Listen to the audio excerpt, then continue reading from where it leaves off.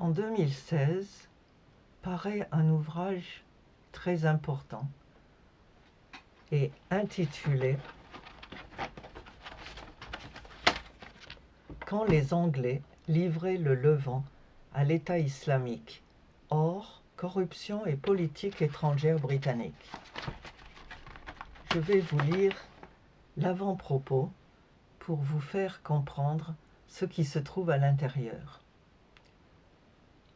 Vers le début du XXe siècle, le chauffage au fouet, l'invention de l'automobile et de la locomotive à essence avaient décuplé l'importance du Moyen-Orient aux yeux des grandes puissances, car c'est là que semblaient se trouver les plus grandes réserves de pétrole du monde. Il avait déjà suscité l'avidité des rapaces, quand il n'était encore question que de l'utiliser pour allumer les lampes.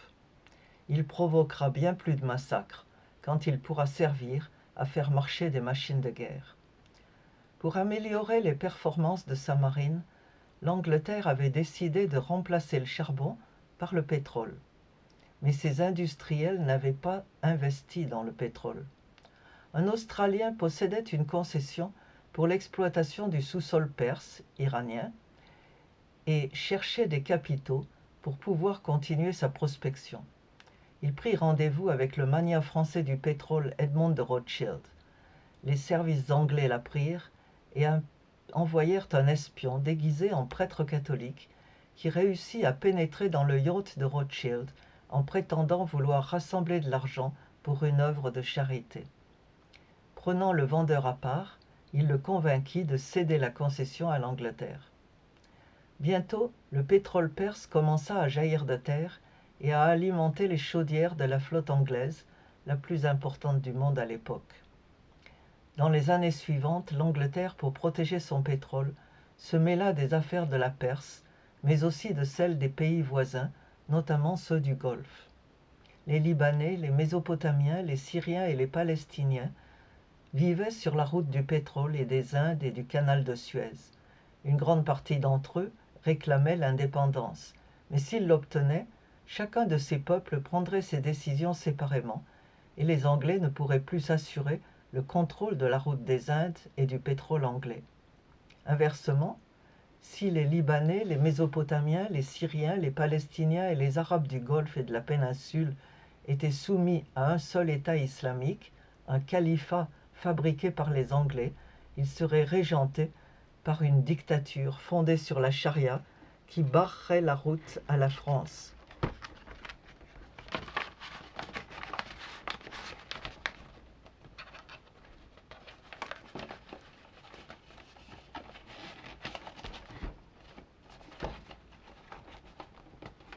Une minute. À l'Autriche, à la Russie et à la Prusse, mais non à l'Angleterre, qui contrôlerait le calife à l'aide des officiers et des agents dont elle l'aurait entouré et de l'or qu'elle lui verserait en abondance. Ce n'était pas la première fois que l'Angleterre faisait cela.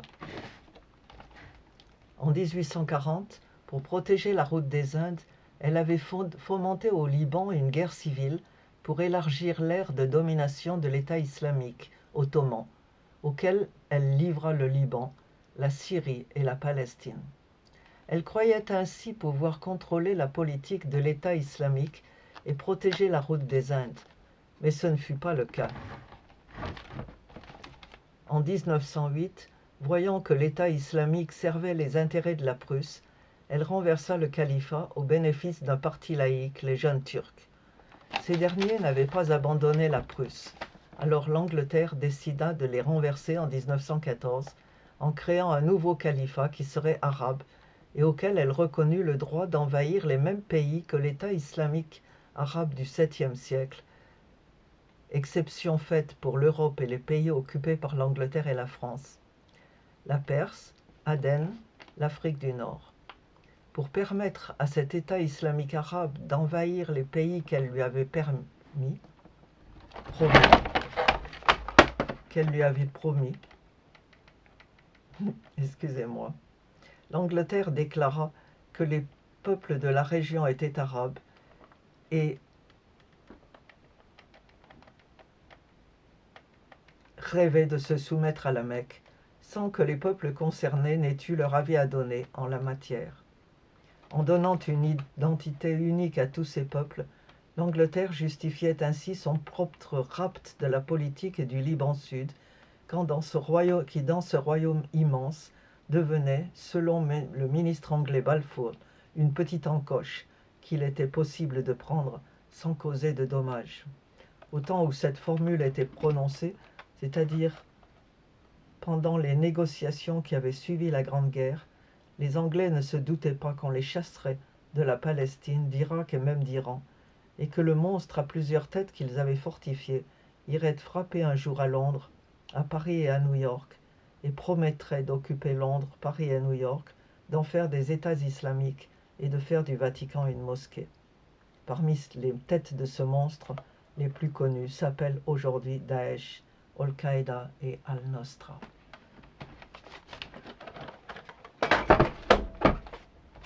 Une étude très documentée, agrémentée de photos et intéressante parce qu'elle est en français pour parler de la Grande-Bretagne.